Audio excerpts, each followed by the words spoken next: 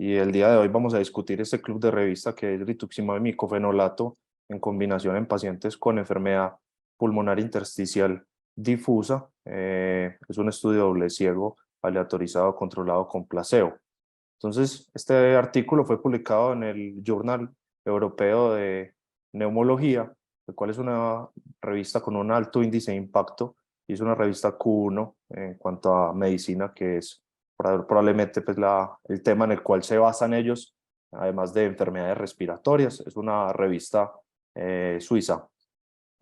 Con respecto a su autor principal, es un médico que es neumólogo, que usualmente pues, se encarga de investigar sobre todo enfermedades pulmonares intersticiales, como es el doctor Marchand, y como vemos, este es como su derrotero de artículos publicados en los últimos años en PubMed,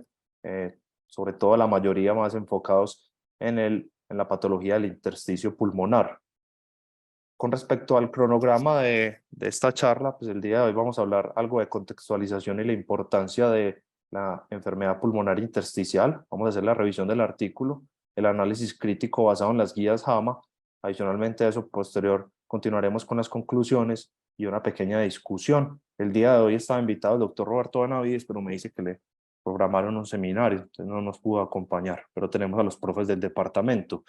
Con respecto a la contextualización de la enfermedad pulmonar intersticial, es importante tener en cuenta que su asociación con la enfermedad del tejido conectivo es frecuente. Se describe que hasta un 15% de los pacientes con enfermedades del tejido conectivo pueden tener una enfermedad pulmonar intersticial sintomática y asintomática en caso de que hiciéramos tamización a todos los pacientes con enfermedad del tejido conectivo, hasta en un 60%. Que es importante tener en cuenta es que usualmente esos pacientes van a tener una clínica, un compromiso imagenológico y un pronóstico que es altamente heterogéneo, lo cual hace que sea una enfermedad altamente compleja en cuanto a su abordaje, y que además de que es una enfermedad compleja, le confiere una importante morbimortalidad a esos pacientes, e incluso en el subgrupo de pacientes de esclerosis sistémica y enfermedad pulmonar intersticial, probablemente su asociación les confiere la mayor mortalidad. Y es importante su identificación, ya que a diferencia de la fibrosis pulmonar idiopática, estas patologías usualmente tienen un pronóstico diferencial, sobre todo por su buena respuesta o en cuanto a su estabilización con el manejo inmunomodulador, por lo cual es importante identificarlas y siempre tener un alto índice de sospecha, sobre todo basado en tres características. Una, la clínica. En la clínica es esencial un abordaje diagnóstico y un abordaje diagnóstico sobre todo basado en características que nos hagan sospechar una enfermedad autoinmune, como son la presencia de artralgias inflamatorias, lesiones en piel, la presencia de boca o ojo seco, la presencia de debilidades musculares proximales de la cintura pélvica y la cintura acromial. Adicionalmente a eso, lesiones en piel como las manos de mecánico o algunas manifestaciones pues, adicionales de las miopatías inflamatorias. Algunos hallazgos imagenológicos, como lo vamos a describir más adelante, pero además del patrón imagenológico del intersticio, es importante tener en cuenta que las enfermedades del tejido conectivo generan un compromiso multicompartimental, lo cual nos puede incrementar la sospecha de que esa enfermedad pulmonar intersticial sea secundaria a una enfermedad del tejido conectivo, y un perfil inmunológico que usualmente se solicita en unos pacientes seleccionados, sobre todo cuando tenemos una probabilidad pretest establecida, y que adicionalmente a eso, algunas guías y algunos autores plantean el uso de perfil inmunológico, sobre todo en pacientes con patrones de NINE, como se lo vamos a ver más adelante. Entonces, esto es con respecto al abordaje en aquel paciente que no tiene antecedente de enfermedad del tejido conectivo. Pero cuando tenemos un paciente con enfermedad del tejido conectivo, es importante identificar qué características clínicas y demográficas le confieren un mayor riesgo de tener una enfermedad pulmonar intersticial.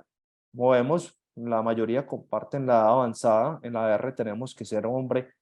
Adicionalmente a eso, tener un compromiso erosivo y ser fumador probablemente sean los factores que mayor impactan. Es este fumador probablemente relacionado con la mayor citrulinización de las diferentes proteínas. En la esclerosis sistémica, ser afroamericano,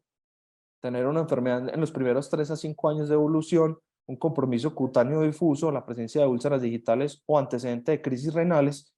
En cuanto a las miopatías inflamatorias, probablemente lo más importante sean las características clínicas, como son las úlceras digitales, especialmente en las metacarpofalángicas, que son altamente sugestivas de estar frente a una miopatía inflamatoria por anticuerpos anti-MDA5, tener una miopatía inflamatoria miopática, una presencia de manos de mecánico y que el paciente no tenga malignidad. En cuanto al síndrome de Sjögren, la presencia de un síndrome de Sjögren de larga data, tener fenómeno de Raynaud, úlceras orales, un focus score mayor o igual a 4, y en cuanto a la enfermedad mixta del tejido conectivo, la presencia de Raynaud o disfagia. Y además de las características clínicas, es importante tener en cuenta que el mero hecho de tener una u otra de estas enfermedades del tejido conectivo también confiere un mayor riesgo de compromiso intersticial, sobre todo en la enfermedad mixta del tejido conectivo, las miopatías inflamatorias y la esclerosis sistémica. Por su parte, la enfermedad del tejido conectivo que tiene un menor riesgo de generar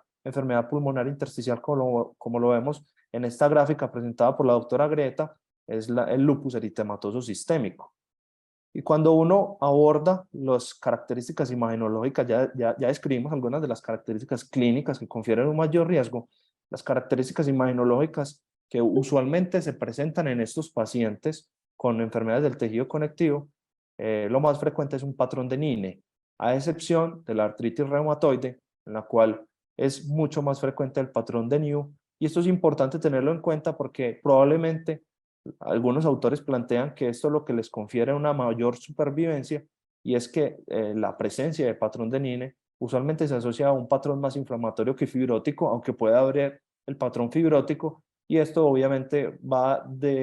a delimitar una mayor respuesta al manejo inmunomodulador. Y otra cosa que les vengo a aclarar o a destacar en esta gráfica, presentada también por la doctora Greta, es que cuando uno siempre revisa el tema de enfermedad pulmonar intersticial y síndrome de Sjögren, se le viene a la cabeza la neumonía intersticial linfocítica. Sin embargo, vemos que en esos pacientes es por mucho más frecuente el patrón de NINE que la neumonía intersticial linfocítica.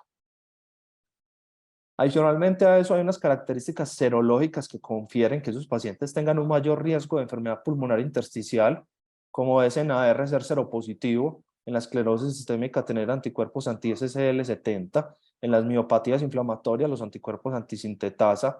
anti-RO52 es muy importante, los ANAS positivos, en el síndrome de Sjögren tener ANAS positivos, anti-RO y ANCAS, específicamente MPO más que PR3, y en la enfermedad mixta del tejido conectivo tener unos anticuerpos anti-RNP mayor de 200. Y acá en las miopatías inflamatorias les llamo la atención sobre aquellas miopatías inflamatorias con anticuerpos anti-MDA5, las cuales característicamente van a generar o pueden generar una dermatomiositis amiopática y que clínicamente van a generar unas características que son altamente sugestivas, como son la presencia de estas lesiones ulcerosas a nivel de las metacarpofalángicas, lesiones tipo vesículas en las caras plantares de los dedos, e incluso la presencia de artritis, como vemos en esta imagen presentada por el grupo de reumatología del Departamento de Medicina Interna de la Universidad de Antioquia. Cuando uno se plantea o se para en el espectro de la enfermedad pulmonar intersticial difusa, vemos que hay varios espectros. Uno es aquella enfermedad pulmonar intersticial asociada a una enfermedad del tejido conectivo, aquella IPAF o neumonía intersticial con hallazgos autoinmunes o con características autoinmunes, que son aquellos pacientes que tienen características clínicas, imagenológicas y serológicas determinadas por el Consenso Europeo del 2015, pero que no cumplen los criterios definitorios de enfermedades del tejido conectivo. El otro espectro, que es la fibrosis pulmonar idiopática, y es un espectro que es relativamente reciente, presentado por un doctor que se llama el doctor Zombara, que es el UIPAF, que vamos a ver más adelante. Y esto es importante tenerlo en cuenta porque en las grandes cohortes de las IPAF, lo más frecuente en estos pacientes o en este espectro de la enfermedad es la presencia de ANAS positivos, ACPA, anti-RO y antisintetasa positivos, y en cuanto a las características clínicas, la presencia de Raynaud y rigidez matinal. Sin embargo, hay múltiples autores que son críticos de este espectro de la enfermedad y que incluso ellos consideran que en las grandes cohortes se ha encontrado que hay algunas características que no están incluidas en la definición de IPAF que confieren un mayor riesgo de pasar a una enfermedad del tejido conectivo ya definitoria y que adicionalmente a eso confiere una peor supervivencia, como es la presencia de anti-RO52, anti-MPO, la presencia de serostomía y queratoconjuntivitis seca, debilidad proximal y mialgias, que son características tanto serológicas como clínicas que que no están incluidas en la definición original de IPAF. Y en cuanto a la UIPAF, que es un término, como les dije previamente o recientemente descrito, es importante su identificación, ya que se ha encontrado en grandes cohortes que hasta un 28.9% de pacientes con características de IPAF, pero con un patrón de NIU. Recordemos que la NIU no está incluida en el espectro de la IPAF, acá solamente tendríamos la NINE, la neumonía intersticial linfocítica, la neumonía en organización, pero que cuando incluimos la NIU como hallazgo imaginológico, esos pacientes hasta un 28% van a virar posteriormente a una enfermedad del tejido conectivo versus un 10% de los pacientes de las cohortes originales de IPAF. De ahí la importancia probablemente de empezar a incluir esos pacientes con NIU o crear un nuevo espectro. Y cuando uno se enfrenta a un paciente con NIU, recordemos que siempre en el paciente con enfermedad pulmonar intersticial deberíamos de encontrar algunos hallazgos que nos hagan sospechar una enfermedad del tejido conectivo y eso no escapa al abordaje del paciente con NIU. Hay algunas características imagenológicas que le permiten a usted predecir que esa NIU sea secundaria a una enfermedad del tejido conectivo, como es la presencia del signo anterior del lóbulo superior, ¿sí? La presencia de una panalización extensa, usualmente descrita como mayor del 70%, o la presencia del signo del borde recto. Sin embargo, cuando uno va y mira el rendimiento y la posibilidad de que un paciente con este resultado tenga una enfermedad del tejido conectivo, vemos que ninguno de estos hallazgos o estos signos tomográficos alcanza un LR mayor del 10, un LR positivo mayor de 10, es lo que uno desearía, y que adicionalmente a eso, cuando se evalúa en las grandes cohortes cómo es la supervivencia de los pacientes que tienen estos signos y tienen una NIU versus los pacientes que tienen una NIU y no tienen ninguno de estos signos, vemos que no hay una diferencia marcada ni estadísticamente significativa en cuanto a la supervivencia entre estos dos subgrupos de pacientes. De ahí queda la duda de cuál podría ser su utilidad. Y esto es aún más complejo y es que hasta un 15% de los pacientes con enfermedades del tejido conectivo van a debutar con síntomas respiratorios o con compromiso pulmonar aislado. Y en el seguimiento, aproximadamente hasta un año y medio después del seguimiento, estos pacientes van a tener características que nos van a permitir clasificarlos en una enfermedad del tejido conectivo específica. Y incluso es más complejo, ya que cuando usted aborda a ese paciente al inicio, se encuentra que puede tener una serología o un perfil inmunológico negativo, pero que una cantidad no despreciable de pacientes, hasta un 20% de los pacientes, van a tener una seroconversión. Y esto es importante tener en cuenta la tasa de seroconversión y el seguimiento de los pacientes, ya que el hecho de que su paciente tenga una enfermedad del tejido conectivo, determinando una enfermedad pulmonar intersticial, esos pacientes van a tener un mejor pronóstico, una mejor supervivencia cuando se comparan a aquellos pacientes con una enfermedad pulmonar intersticial secundaria, una fibrosis pulmonar idiopática. Entonces, ya hicimos más o menos el abordaje de manera somera de cómo identificar a aquellos pacientes con enfermedad pulmonar intersticial y que tienen un mayor riesgo de enfermedad del tejido conectivo. Y hay otros factores importantes a tener en cuenta, sobre todo para definir cómo y cuándo debemos tratar a estos pacientes. Y es el contexto clínico, la presencia de infecciones, siempre se deben descartar en el abordaje inicial de estos pacientes, la presencia de que el compromiso pulmonar sea secundario a medicamentoso, sobre todo a medicamentos, sobre todo los DMARDs y algunos biológicos como los anti-TNF, características medioambientales, debemos evaluar el impacto y la extensión, como vamos a ver más adelante, de ese compromiso intersticial, cómo ha evolucionado temporalmente nuestro paciente, cuáles son los deseos, el curso clínico, la reversibilidad y la actividad de la enfermedad. Y basado en esto, la mayoría de revisiones de enfermedad pulmonar intersticial asociada a enfermedad del tejido conectivo plantean que el abordaje tanto diagnóstico como terapéutico como gol estándar debe ser el trabajo multidisciplinario dado por reumatólogos, neumólogos, patólogos y radiólogos, dado que es un enfoque sumamente complejo y que probablemente lo que viene en los últimos años para tomar decisiones en estos pacientes sea el uso de biomarcadores. Y esto, la importancia o la complejidad, sobre todo para definir el tratamiento, es que muchos pacientes, a pesar del compromiso intersticial identificado en las imágenes, no van a empeorar, ¿sí?, en cuanto a sus características clínicas o imagenológicas. Es decir, su enfermedad no va a progresar independientemente del tratamiento o no, lo cual les confiere un mayor riesgo, sobre todo asociado a los efectos adversos de los medicamentos. Y ahí probablemente lo sustancioso del tema es identificar qué pacientes van a progresar en cuanto a su compromiso. Y hay algunas cohortes que han buscado identificar características clínicas y serológicas que determinen un mayor riesgo de progresión de la enfermedad, y en algunas he encontrado que la NIU o el patrón de NIU le confiere al paciente un mayor riesgo de progresión o la presencia de factores reumatoides 2 veces el límite superior.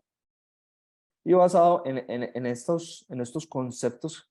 que hasta ahora empezamos a conocer, se han encontrado incluso algunos score o algunos puntajes de decisión clínica, entre los cuales tenemos las características imagenológicas y funcionales, sobre todo más evaluadas en la esclerosis sistémica para definir inicio de tratamiento, como son la extensión de la fibrosis. Si es mayor del 20%, nos habla de un compromiso extenso, o si está entre un rango intermedio, la presencia de un compromiso restrictivo con una capacidad vital forzada menor del 70%, hablaríamos de un compromiso extenso. Y esto usualmente, la utilidad de identificar las características imagenológicas y restrictivas es para definir a qué paciente vamos a tratar. Y esto no escapa las recomendaciones publicadas incluso en esta revisión reciente del New England, en la cual siempre nos hablan de un enfoque multidisciplinario teniendo en cuenta características clínicas, imagenológicas, el compromiso restrictivo, el compromiso biológico de su enfermedad autoinmune, y incluso algunos plantean la utilidad del lavado broncoalveolar, esto más basado en uno de los estudios que más adelante les voy a mostrar, de esclerosis sistémica, en la cual se sugiere o se sugería o se creía que aquellos pacientes con alveolitis activa, definida como un conteo de polimorfonucleares mayor del 2% o de eosinófilos mayor del 3% en el lavado broncoalveolar, tenían una mayor respuesta al manejo inmunomodulador. Incluso otro de los aspectos difíciles de definir en estos pacientes es qué desenlaces debemos buscar en los ensayos clínicos. Esto es una revisión en la cual se reúnen varias sociedades de reumatología y asociaciones de pacientes, y ellos definen cuáles probablemente sean los desenlaces a buscar en estos ensayos clínicos, y son el impacto en la disnea, el impacto en la tos, el impacto en las características imagenológicas, en el estado funcional, en la supervivencia, en la fisiología y en algunos scores de calidad de vida. Cuando uno revisa cuando uno revisa la evidencia de qué hay para el manejo de estos pacientes con enfermedad pulmonar intersticial asociada a enfermedad del tejido conectivo, encontramos esta revisión sistemática y metaanálisis de Cochrane, en la cual revisan la ciclofosfamida en cuanto a su impacto en el manejo, y vemos que en cuanto a desenlaces que demostraron ser estadísticamente significativos, lo único que encontramos es un incremento aproximadamente del 2,8% promedio de puntos porcentuales de la capacidad vital forzada comparado con el placebo. Sin embargo, estos ensayos clínicos todos son realizados en pacientes con esclerosis sistémica. Este es el primer estudio que aquí está planteado, el estudio del doctor Tashkin, que es un ensayo clínico doble ciego aleatorizado controlado por placebo multicéntrico, en el cual se evaluó la efectividad y seguridad de la ciclofosfamida administrada durante un año en pacientes con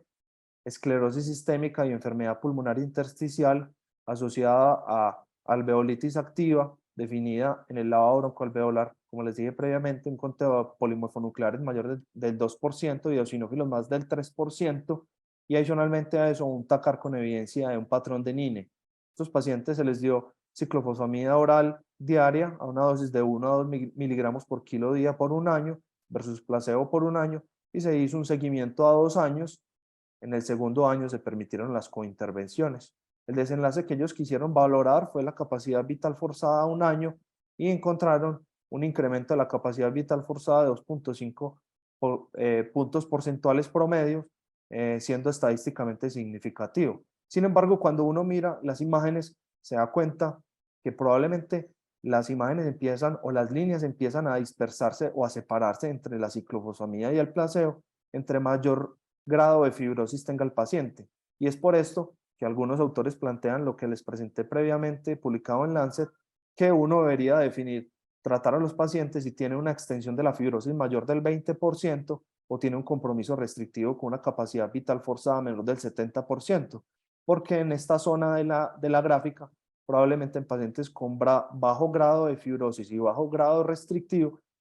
sea mayor el riesgo que los beneficios obtenidos por la terapia, dado que en este, como los otros estudios de ciclofosfamida, se ha encontrado un mayor riesgo de hematuria y de pancitopenia. Este es el segundo estudio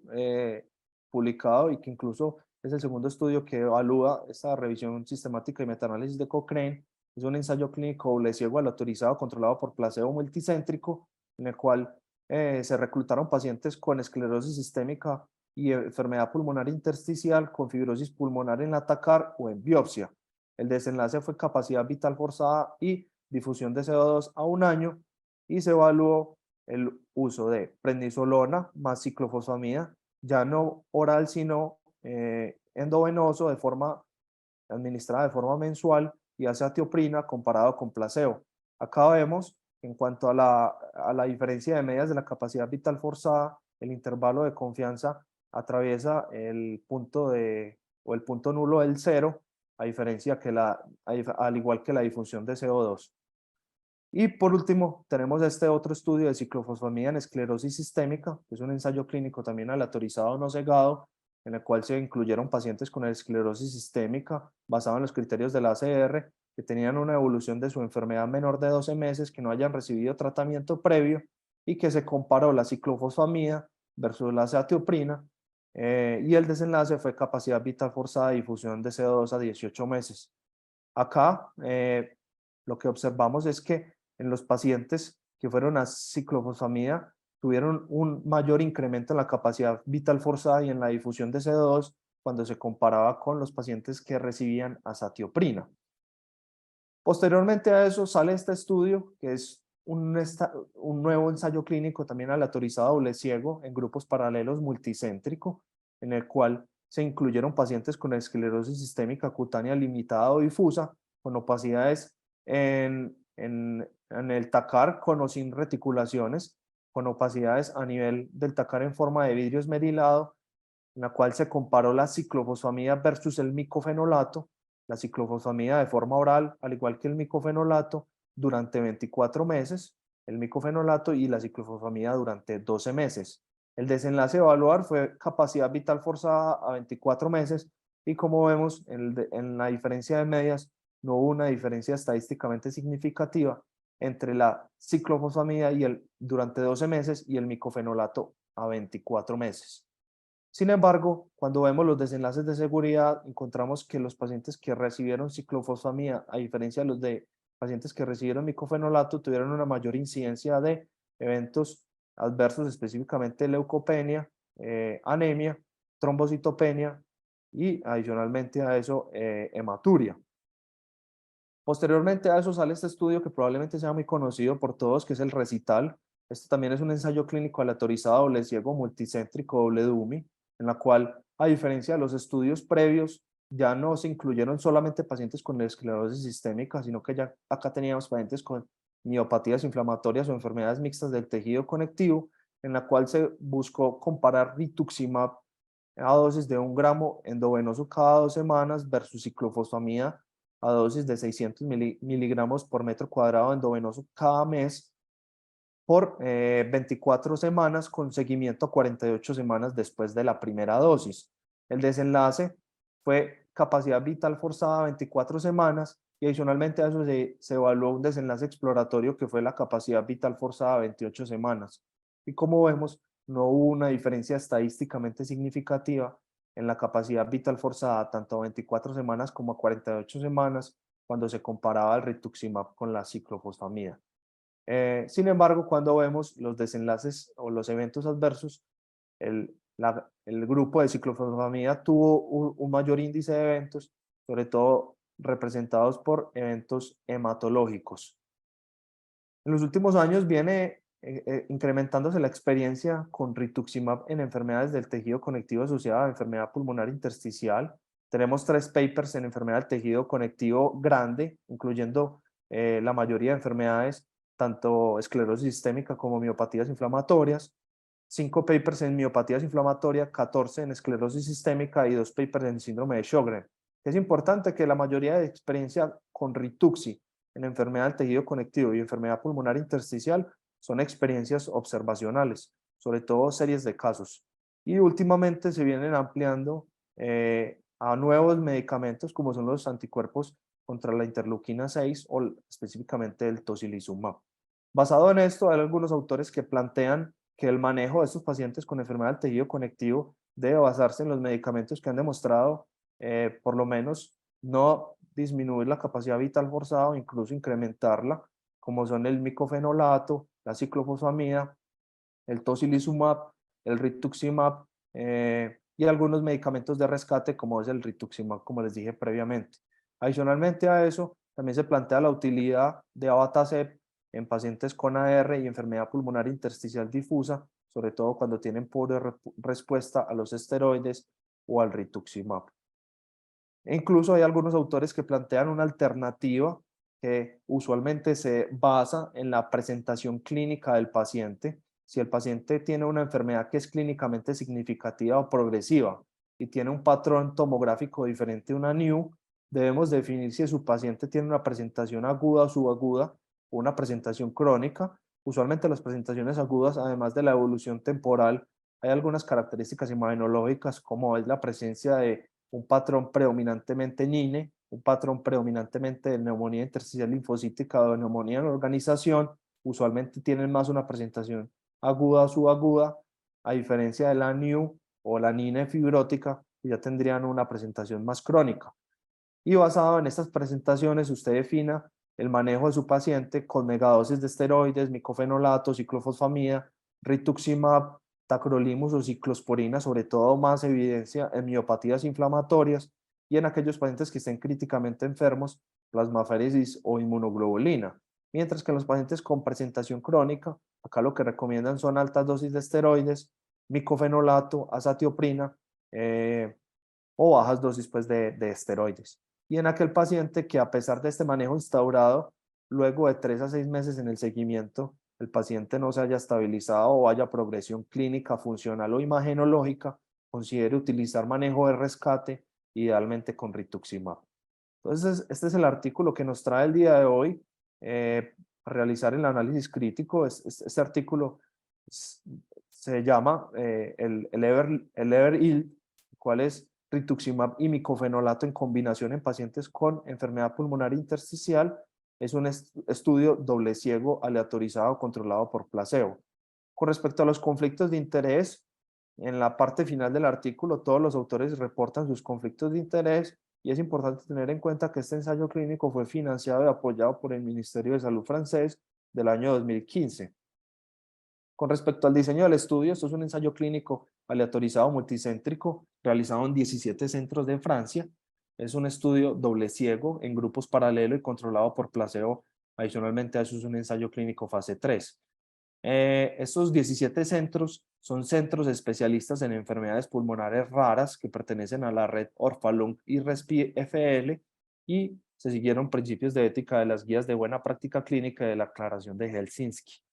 Con respecto a la pregunta de investigación, acá se incluyeron pacientes mayores de 18 años con enfermedad pulmonar intersticial y patrón de NINE en la patología o en el TACAR, ¿sí? Que sean compatibles con NINE. Adicionalmente a eso, se incluyeron pacientes tanto con enfermedad del tejido conectivo, IPAF o neumonía intersticial idiopática. la intervención fue rituximab y micofenolato mofetil, el comparador fue micofenolato, el desenlace fue el cambio en la capacidad vital forzada desde el basal a los 6 meses y el propósito fue de superioridad. Estos fueron los criterios de inclusión, eran pacientes mayores de 18 años, con una EPID asociada a enfermedad del tejido conectivo y PAF o neumonía intersticial idiopática, con evidencia imunológica en INE, tanto en la patología como en el TACAR, que hayan tenido no respuesta definida como una caída menor del 10% en la capacidad vital forzada, recaída o no posibilidad de continuar manejo de primera línea, que ellos acá definen manejo de primera línea como corticoides, azatioprina, ciclofosfamida u otros, que estén afiliados a la Seguridad Social de Francia y que hayan firmado un consentimiento informado. Como criterios de exclusión, tenemos pacientes con diagnósticos diferenciales pulmonares como asma, tuberculosis, sarcoidosis, aspergilosis o fibrosis quística, que hayan tenido una patología médica clínicamente significativa, grave o inestable, como una falla cardíaca NIHA4, que hayan tenido adicionalmente a eso hipertensión pulmonar confirmada por cateterismo derecho, o que tengan condiciones médicas o quirúrgicas diferentes que lo pongan en riesgo, esto basado por el investigador. Adicionalmente a eso, que tuvieran una NIU en la patología o en la TACAR, que hayan recibido micofenolato o rituximab como primera línea, que sean hipersensibles al micofenolato o rituximab o sulfonamidas, que hayan tenido tratamiento inmunosupresor diferente a esteroides. Entonces acá tenemos azatioprina, ciclofosfamida, metotrexate, cloroquina, tacrolimus, o leflunomida en las últimas 2 semanas, o que hayan recibido inmunoglobulina, hidroxicloroquina, adalimumab, infliximab, golimumab o certolizumab en los últimos 6 meses, que estén en lista de trasplante pulmonar, que tengan un síndrome de Leigh-Nihan o Kelly, adicionalmente a eso, que estén embarazadas, lactantes o en edad reproductiva sin planificación, que tengan antecedente de VIH, inmunodeficiencias, hepatitis B o C, que sean abusadores de sustancias, privados de libertad o que estén participando en otros ensayos clínicos con medicamentos o dispositivos. Acá es importante tener en cuenta que las principales criterios de exclusión o los criterios de exclusión que más fuertemente se presentaron en este grupo de pacientes era la patología médica y el patrón imaginológico de NIU. Con respecto al reclutamiento, ellos reclutaron pacientes desde el 26 de enero de 2017 al 25 de enero desde el 2019. Acá reclutaron alrededor de 126 pacientes y 3 pacientes no recibieron la intervención y un paciente retiró el consentimiento informado, quedando con un promedio de 122 pacientes. En cuanto a la aleatorización, se hizo una aleatorización basada en un sistema de respuesta web en la web, basado en un sistema de respuesta basado en la web centralizado que se llama CSO Online. Se hizo una relación 1 a 1 con bloques permutados. La secuencia era generada por un estadístico que era independiente y que no tenía nada que ver con el estudio. Adicionalmente a eso hicieron una estratificación por los diferentes grupos de PID, es decir, por el grupo de enfermedad del tejido conectivo, IPAF o neumonía intersticial idiopática, y si el paciente tenía una capacidad vital forzada al ingreso menor del 50% o mayor o igual al 50%. Acá estaban cegados tanto el paciente como el especialista que hacía el seguimiento del paciente, el investigador y aquel investigador que adjudicaba los desenlaces. Acá se identificaron entonces, se autorizaron a 2 grupos. Un grupo iba a rituximab que recibía 2 dosis de 1 gramo el día 1 y el día 15 y se continuaba con micofenolato a dosis de 2 gramos vía oral cada día por 6 meses. Esto comparado pues con placebo, en la cual los pacientes recibían un placebo el día 1 y el día 15 y continuaban con micofenolato por 6 meses a la misma dosis.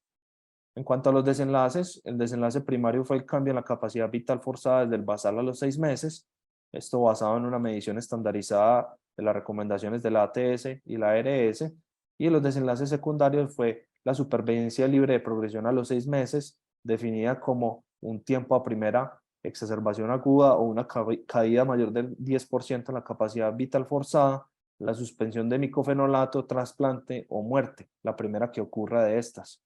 El cambio desde el basal a 6 meses de un score de calidad de vida, la dosis acumulada de esteroides durante los 6 meses, los cambios en mililitros en la capacidad vital forzada desde el basal a 6 meses,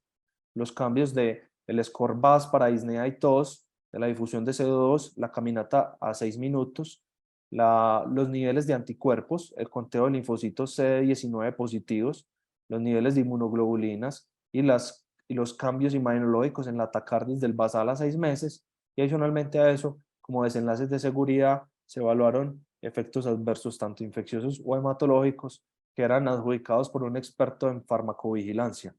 En cuanto al tamaño de la muestra, ellos definieron una diferencia esperada del 5% con una desviación estándar del 8%, que según la calculadora, para un poder del 90% y un beta de 0.1 y un nivel de significancia de 0.05 y 2 colas, tendríamos 54 pacientes por cada grupo, pero ellos calcularon una pérdida extrema del 10%, lo cual nos daba aproximadamente 61 pacientes por grupo, es decir, alrededor de 122 pacientes.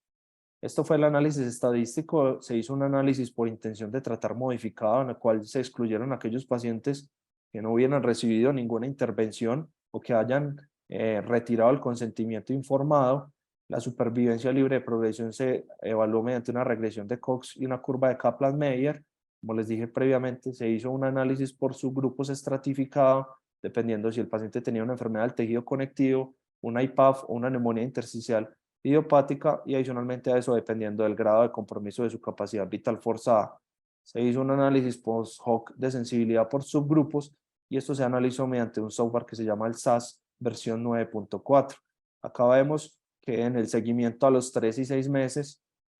alrededor de 3 pacientes en el grupo de rituximab, 2 pacientes, perdón, no se realizó las pruebas de función pulmonar, y a los 6 meses un paciente, mientras que en el grupo placebo a los 3 meses un paciente murió antes de los 3 meses y 3 antes de los 6 meses.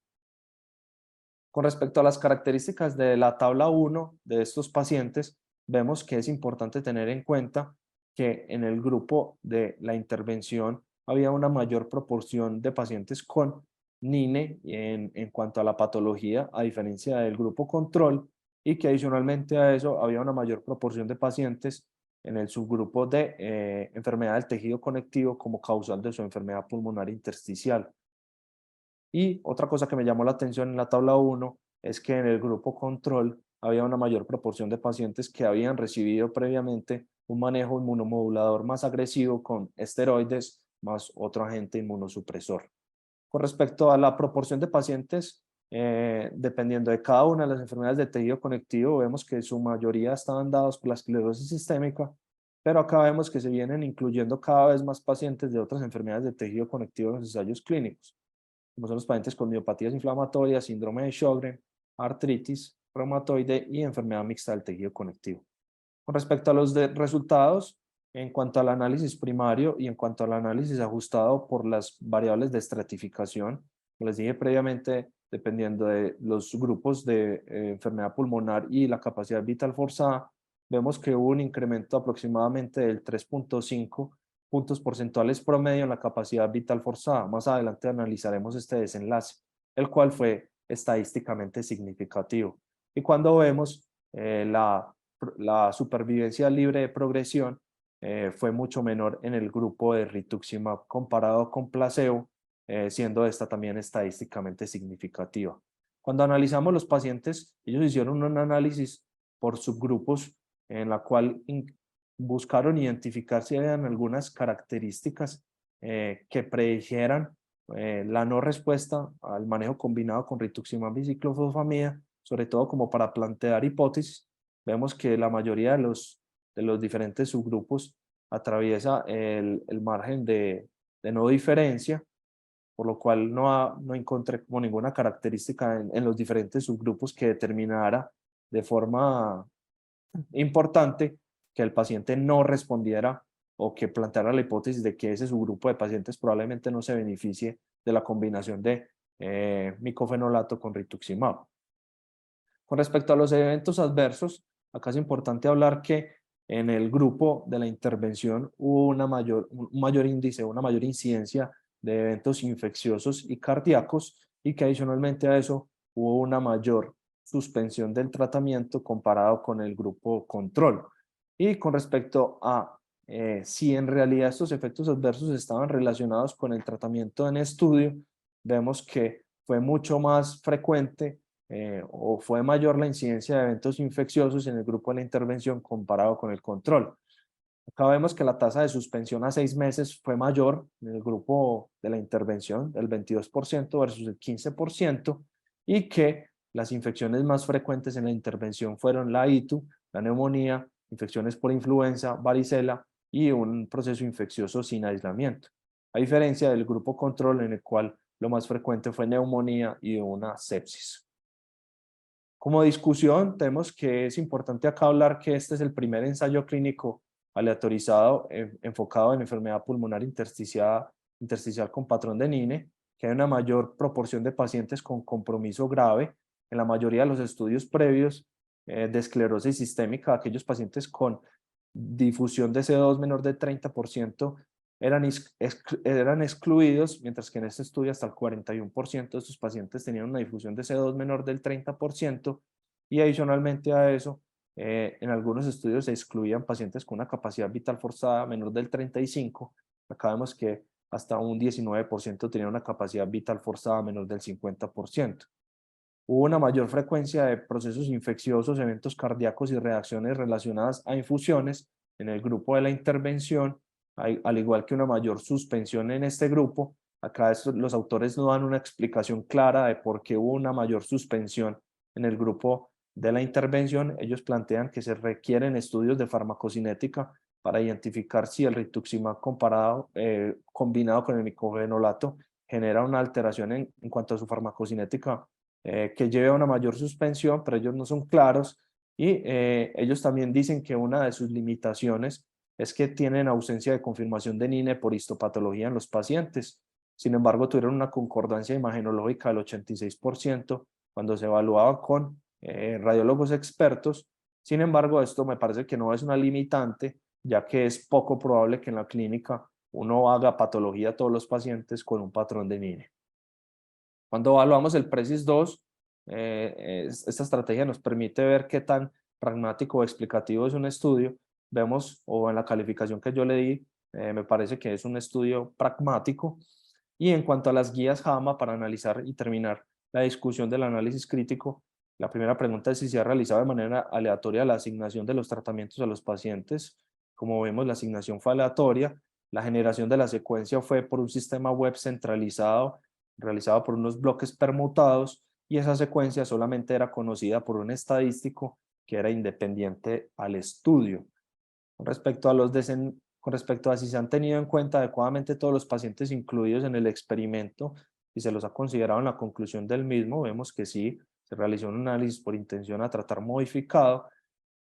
Adicionalmente a eso, la siguiente pregunta es si se ha realizado un seguimiento completo. Vemos que hubo unas pérdidas en el seguimiento de las pruebas de función pulmonar a los 3 meses en 2 pacientes en el grupo de la intervención y a los 6 meses en un paciente en el grupo de la intervención, pero no hubo pérdidas en el seguimiento en cuanto a las pruebas de función pulmonar en el grupo control. Aún así, vemos que estas pérdidas en el seguimiento fueron menores del 10%, como se plantearon en el estudio inicial, en el desarrollo del tamaño de la muestra.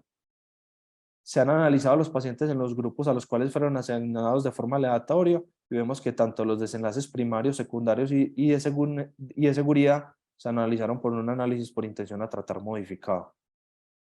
Se ha mantenido un diseño enmascarado respecto al tratamiento aplicado en cuanto a los pacientes, los clínicos y el personal. Vemos que sí, es un ensayo clínico doble ciego.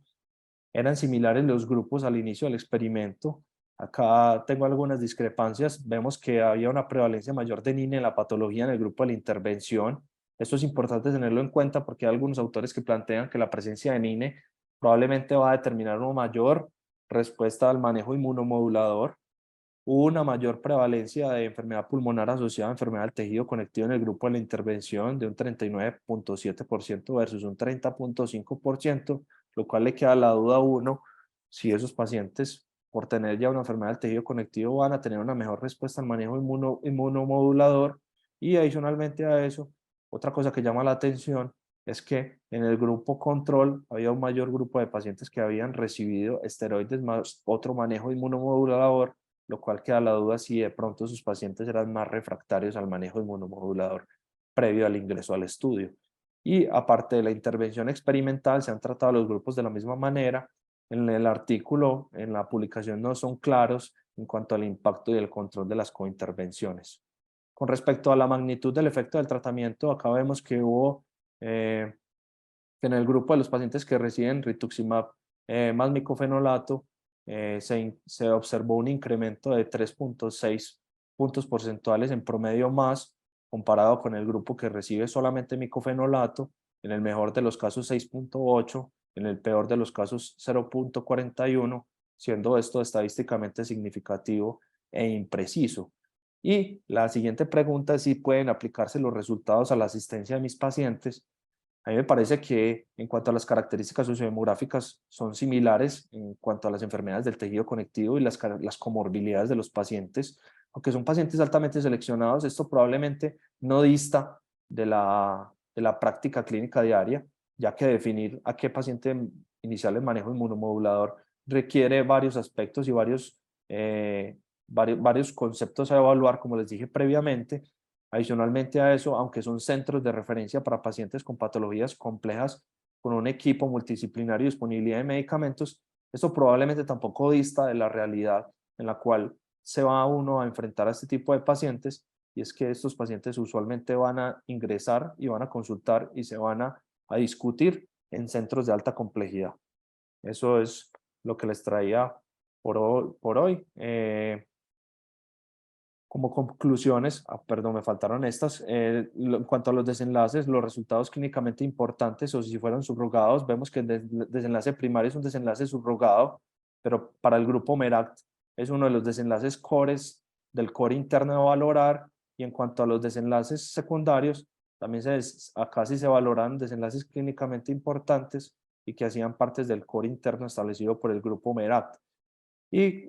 con respecto a si compensan los probables beneficios del tratamiento a los posibles efectos adversos y costos del mismo, vemos que estos son patologías graves, discapacitantes, debilitantes, que se asocian a un alto riesgo de recaídas y requerimiento de ingreso a unidades de alta dependencia, por lo cual, aunque los efectos adversos son mayoritariamente infecciosos, como en la mayoría de patologías autoinmunes que están manejadas con manejo inmunomodulador, me parece que hay una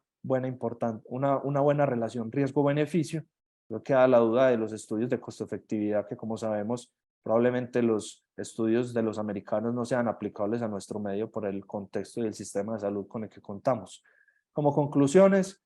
la enfermedad pulmonar intersticial asociada a enfermedad del tejido conectivo es una enfermedad ampliamente heterogénea en cuanto a sus etiologías y grado de compromiso. La evidencia en dicho escenario clínico es escasa, la mayoría valora desenlaces subrogados, como lo vimos en los estudios que les presenté al inicio y en el que hicimos el análisis crítico el día de hoy. La mayor experiencia parte de esclerosis sistémica, por lo cual algunos autores extrapolan estos datos a otras enfermedades de tejido conectivo. La extrapolación me parece que es compleja. Probablemente los medicamentos que yo considero que sean buenas opciones, sobre todo en pacientes con pobre respuesta a esteroides o en pacientes con esclerosis sistémica, en la cual usualmente no usamos tanto esteroides o usamos esteroides con dosis menores de 10 miligramos por el riesgo de crisis renales, sea el micofenolato, la ciclofosfamida, el rituximab, el tocilizumab y el abatacept. Y adicionalmente a eso, cada día veremos más enfoques multitarget en la enfermedad pulmonar intersticial como en las otras patologías. Esta es mi última charla como residente de primer año y aprovecho pues para darle las gracias a mis compañeros, que los quiero mucho.